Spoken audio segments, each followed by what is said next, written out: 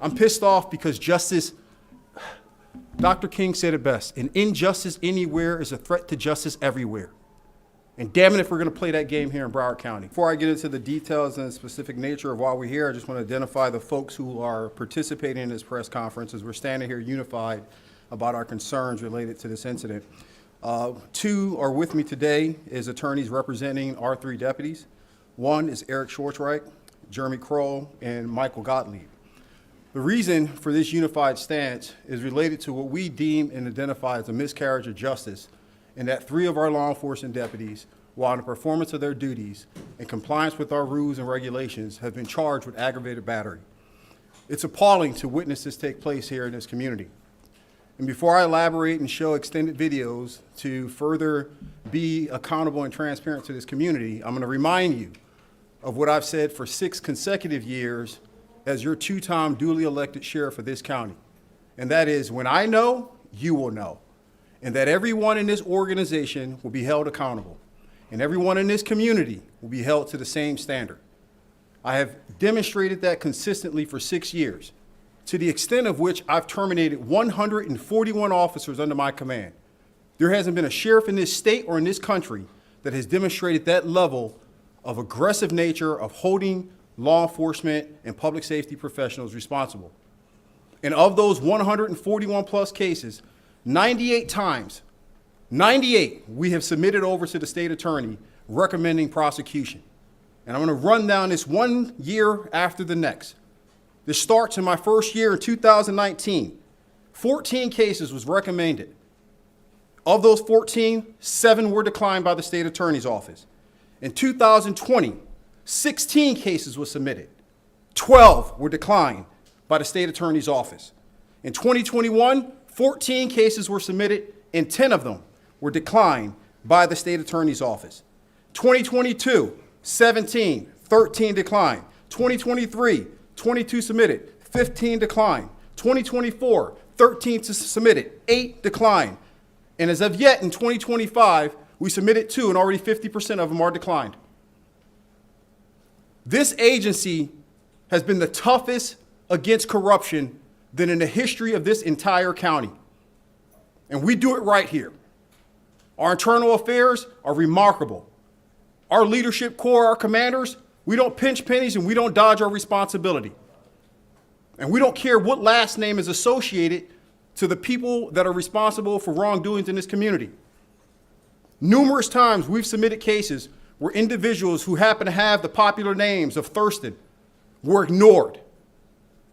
An individual deputy we had here who was a terror in Pompano Beach, abusing young black men time over and time over again, until we had him dead to rights, where he was terminated from this organization, and we recommended that he would be prosecuted, and those charges were dismissed, only for him to take a job in our school system and then batter and abuse another child.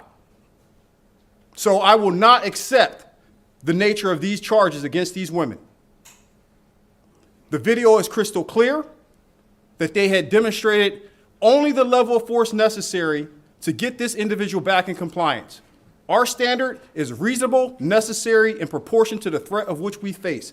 That is not just BSO standard, that is every walking, talking law enforcement official in the United States, from the federal down to the counties.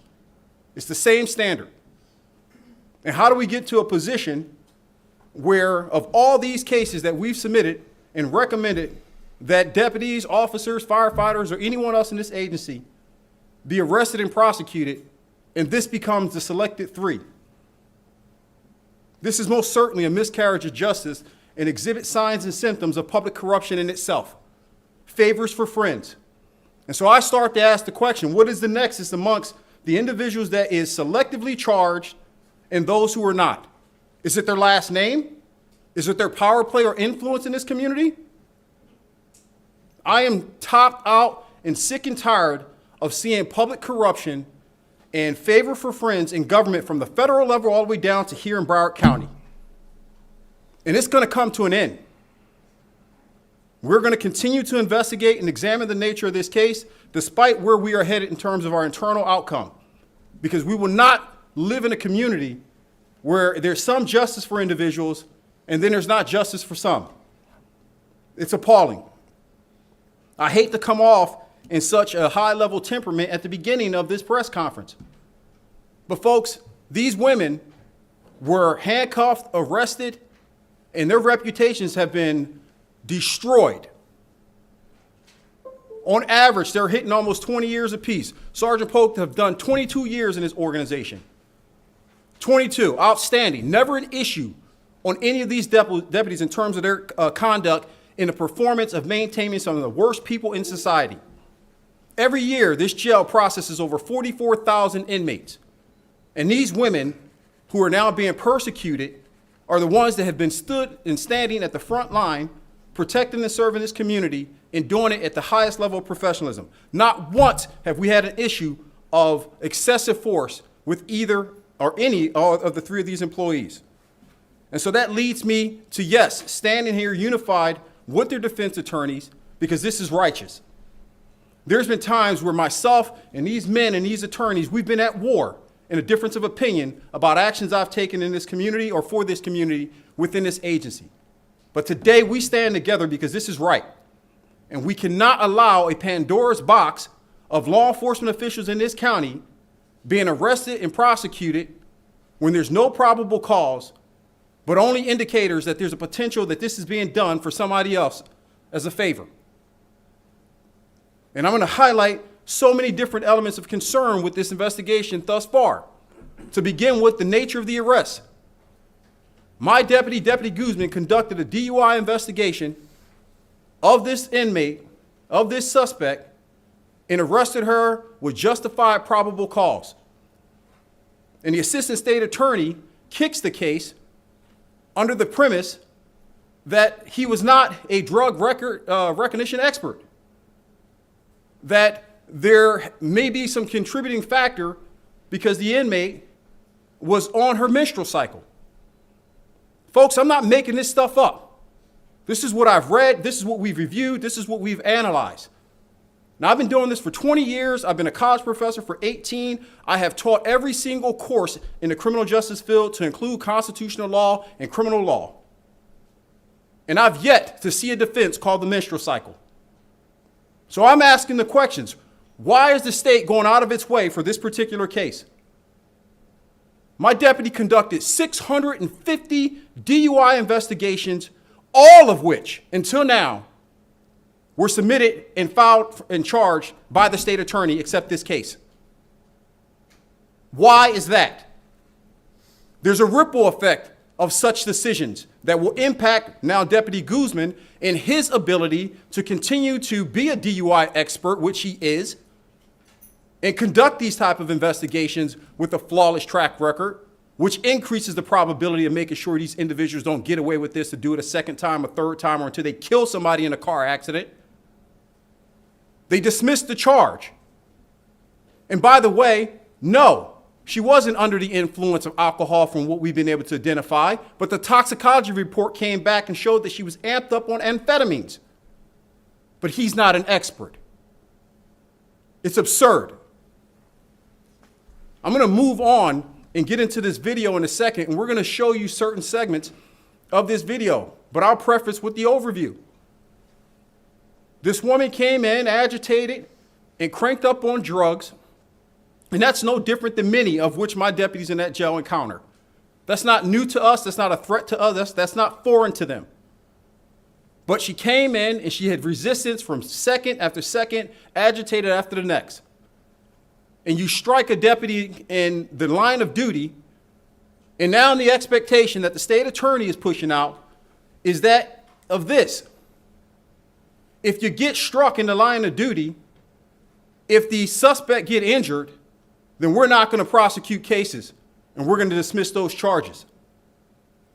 What are you saying to the 5,000 law enforcement officers that are serving this community? And what message are you sending to the suspects that we are going to have to fight and defend our lives with or against? This is too big to allow it to happen, folks. And that's why I'm here. What message are we sending? You don't get a free pass to strike, injure, hurt, or harm any of my goddamn deputies in this agency. None of them.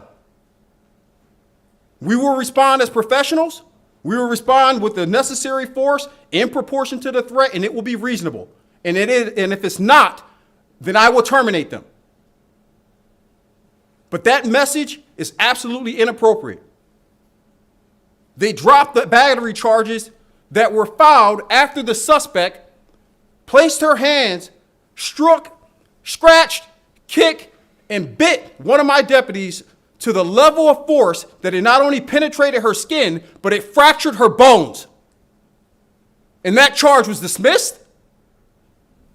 And they're going to move forward and charge the deputies, who you will see in a moment, who not only responded effectively, gained custody, but then provided the immediate care for her with zero conflict throughout that process. There was no tripping of the suspect and bouncing the suspect off the walls. They walked her down the hallway. She received the medical care that she needed, and then they brought water into her cell and monitored her to make sure that she was okay. Despite the fact that she had already injured them, despite the fact that she was high up on drugs, they still did what was right. And if that type of conduct is suitable for aggravated battery charges upon an officer, I can tell you right now that I have been guilty of such conduct for 20 years of my law enforcement career. For 20 years. And every officer up here is guilty. And every officer patrolling your streets right now is guilty. We better start figuring out what do we want for this community and ensure that justice has only but one standard. I don't care what your name is. I don't care if it's the Caputos, the Thurstons, the Rockefellers, the Vanderbilts, the Trumps, or the goddamn Obamas. It doesn't matter when you're in Broward County. Everyone's going to be held to the same standard. Now I'm going to show this video and allow it to play out. We're going to start with what you already seen. After repeated orders and instructions to vacate the clothing items, to be in compliance with our rules and regulations, there's a back and forth, agitation, disputes, profanity, dismissal of the commands, and they still afforded her the opportunity to comply. We've seen that thus far. And then we'll move forward to where the physical altercation begins. I know you've already seen it, so we're going to speed some of this up because there's a lot to cover here today. Now, throughout that engagement, the suspect decides she's going to be a smarty pants and throw the bra and try to hit the deputy in her face. The deputy captures it, pushes her back to disengage, and then you have this suspect deciding that she's going to lunge forward to try to assault this deputy.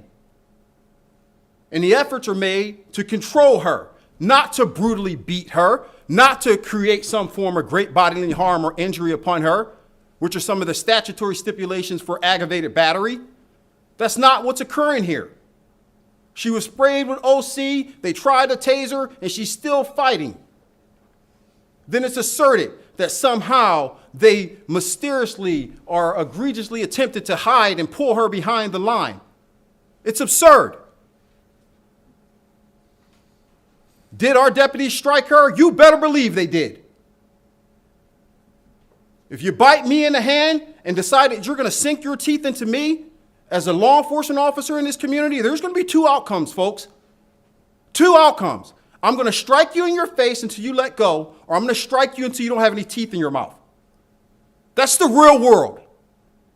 Let's not play any games with this. You don't get a free pass at law enforcement officers. If that's what this community expects, they can vote me out of office in 2028.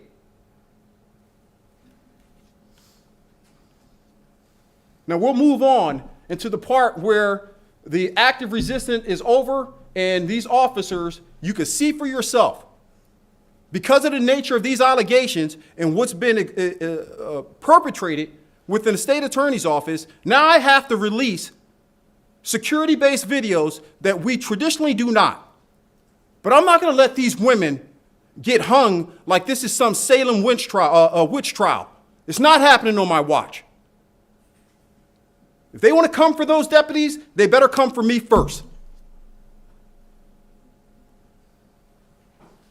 We could speed up and show the after effect where they're in the hallway. I want this community to see these women who, by the way, one of them is standing there with a broken thumb and still concerned about the inmate's care.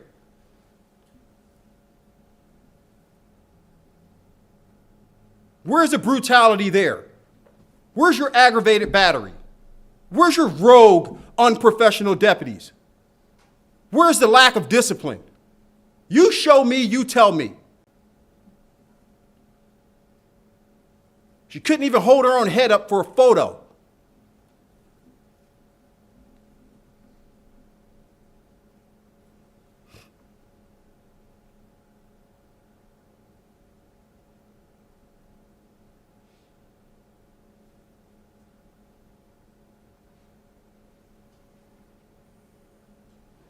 They take the picture, we'll move on to the next progression.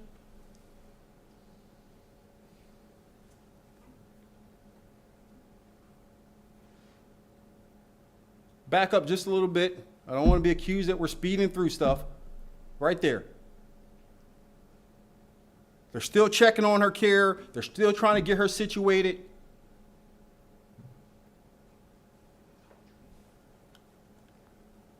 Does that look like a bunch of overly emotional rogue deputies that doesn't have discipline to be in a professional capacity to care for someone who just assaulted them and broke the bones in their fingers?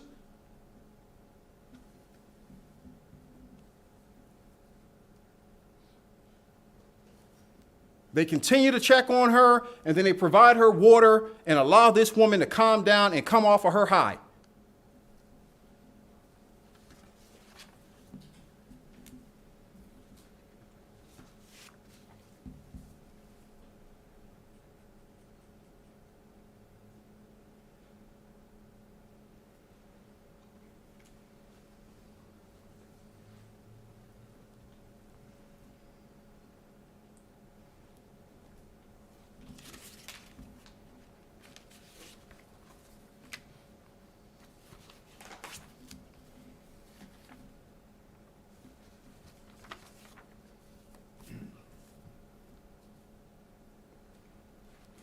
And that continues for several more moments with zero additional contact from my deputies and zero level of assertion or any aggravated tensions to create any more problems that this suspect created, and not these officers. So we could pause there. So we're moving forward from an internal affairs standpoint. Our investigation has been completed. All 3 deputies will be reinstated to full capacity, and they've been either exonerated of these false allegations or it's been unfounded. I will not allow these women to sit in shame and embarrassment and have to pay for high-priced attorneys when they've been righteous. And that brings me to another point. These attorneys will be paid for by the Broward Sheriff's Office. These deputies are not going to pay 1 penny in defense of this. That concludes my overview, and I'm going to pause, and I'll lead over and start with Mr. Gottlieb to talk about his opinion on the nature of this case and how he intends to represent his client. Thank you, Sheriff. Thank you all for coming today. I stand with the sheriff and the unions in condemning the prosecution of my client, Cleopatra Johnny. The video evidence in this case clearly shows a combative inmate who was arrested for driving under the influence. Once in the care, custody, and control of the sheriff, inmates are meant to conform their behaviors to simple guidelines for their own safety and well-being. This person did not.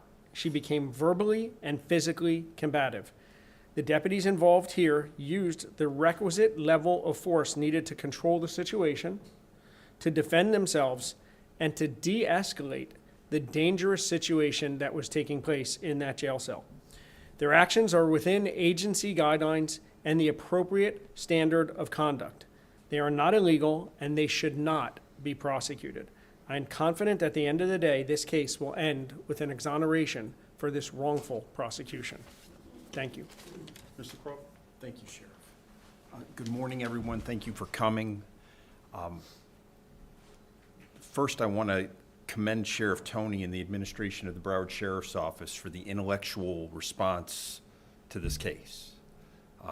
Certainly, people have strong feelings when it comes to the use of force by police officers, and I think objectively, we can all agree that where a police officer or a detention deputy steps out of line and crosses that line, there should be accountability for that. And I think, even though we haven't always agreed on where that line is, you've seen this sheriff strongly refer cases that he thinks are over the line. So I hope it's not lost how extraordinary it is that in this circumstance, not only does he believe that line's not crossed, but that he's exonerating these deputies and putting them back on full duty. My client, Dania Walker, is a mom. She's a single mom. She's a 10-year veteran of the Broward Sheriff's Office. Every day for 10 years, she's done a job that probably a lot of people wouldn't want to do, which is to process people in the worst days of their lives. And she's done it honorably. She's done it through the procedures and the training that she's gotten from the Broward Sheriff's Office. And she deserves the presumption of innocence that she's afforded under our Constitution because she is innocent in this case. We appreciate you coming here, and we appreciate and hope that you'll cover this part of this case with the same fervor and the same attention as the initial arrests were covered. Thank you all very much. Thank you. Eric, would you like to speak? Of course. Good morning, everyone. Sheriff, I want to thank you. As you've heard Sheriff Tony say, it's not every day, it's not often that we've been on the same side. We are defense attorneys. Mr. Gottlieb, Mr. Kroll, and I, we represent law enforcement from time to time. We also represent civilians or anyone that gets accused of a crime.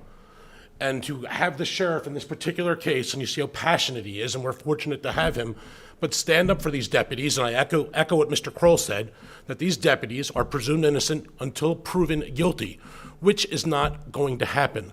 This is an important case for law enforcement. It's an important case for detention deputies. Detention deputies, law enforcement, we thank you for the job that you do, for keeping us safe, for keeping us secure, for going into alleys with your badges in places that most people wouldn't even go. It's not an easy job. And sometimes you get Monday morning quarterbacked or you get arrested for doing your jobs.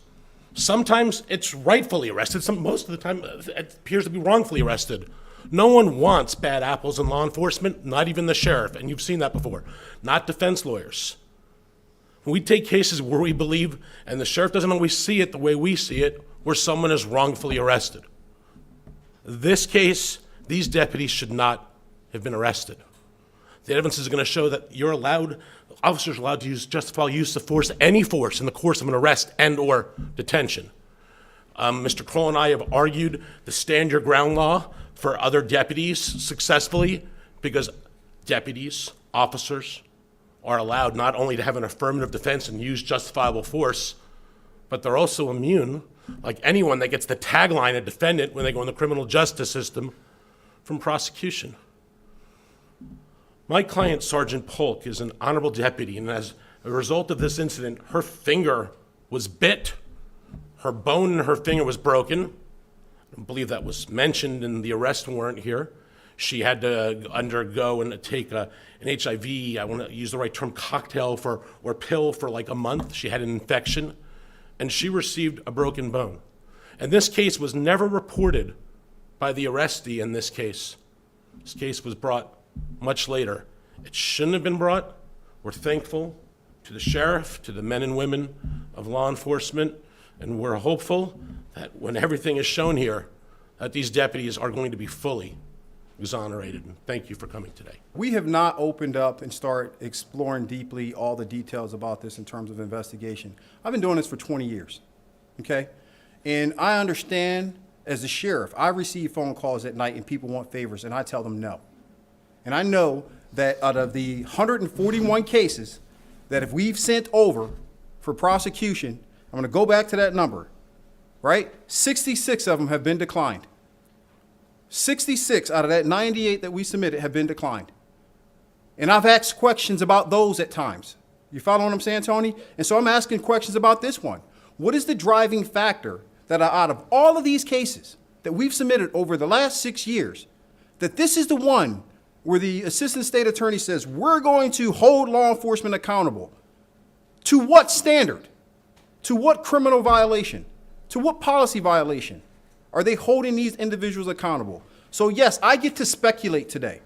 I get to speculate. I've been on the other side of this, Tony, as you know.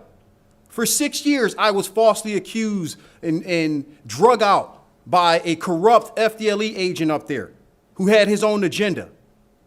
So no, I don't dismiss the fact that that same level of tainted corruption could exist at the state attorney's office. And I hope that enough people pay attention to this that a comprehensive investigation is done independent of this agency, and should someone be guilty of violating the law at the state attorney's office, I have no problems with putting them in handcuffs. It's not what I'm saying, it's what you just seen, sir. Did you not see the video where, in response to her assault, that these deputies applied a reasonable level of force in proportion to the level that she indicated a threat, and take care and custody of her and provide the necessary medical aid to her? We all just seen that, correct? Yeah, I get to ask the question apparently. I mean, seriously, did we not just see that? Have you spoken to the state attorney about this, about this case? The one thing I will share with you is I have a standard policy and practice amongst communicating with all elected officials on any issues that I deem a concern. And I don't share those conversations with the public or anyone else.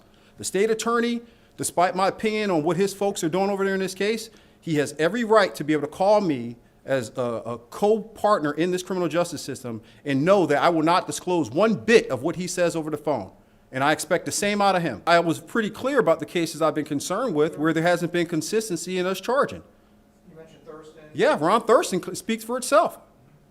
We have a bunch more cases we can open up to the public for consumption, and you can analyze and formulate your own opinion on it. But that case in itself has sent a red flag amongst this entire organization, in that we had video footage of him striking an individual in handcuffs, ramming the guy's head against. We warned about the behavior of this officer. He had a horrendous track record in terms of internal affairs. And we did what we were supposed to do from an administrative team. I did what I was supposed to do and terminated him and said he must be brought up on charges. And here's all the real evidence, physical, circumstantial, video-based evidence to successfully prosecute that individual, and it didn't happen. Only for him to go back and batter someone else. What's the Caputo connection? You tell me. There's enough investigative reporters in here. Start doing your research, because I'd like to know. Well, you're making the allegation. And it's a fair allegation. I'd like to know. Any other questions? The way this was dropped off on us, do you recall this arrest took place 2 years ago? October 2022? And now we're standing here where they get charged May of last month?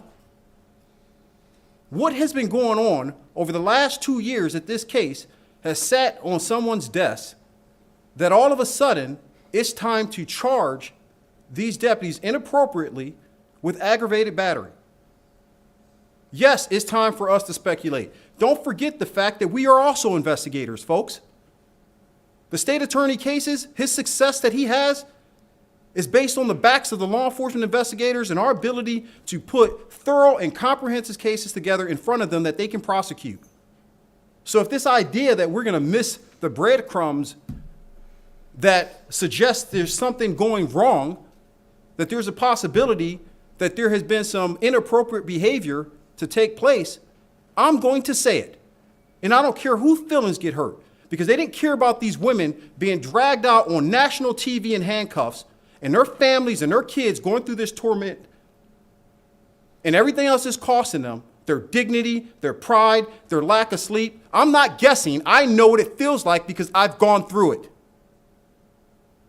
So the state better get this right. If I have to go back to law school and defend these women myself, I will do it. What's your opinion? Well, I try not to have an opinion. And that's where I'm going to answer your question. They used a level of force that was in compliance with our use of force matrix in an attempt to gain care and control over this woman again. So it looked appropriate to me, it looked appropriate to our professional standards committee, and they are exonerated.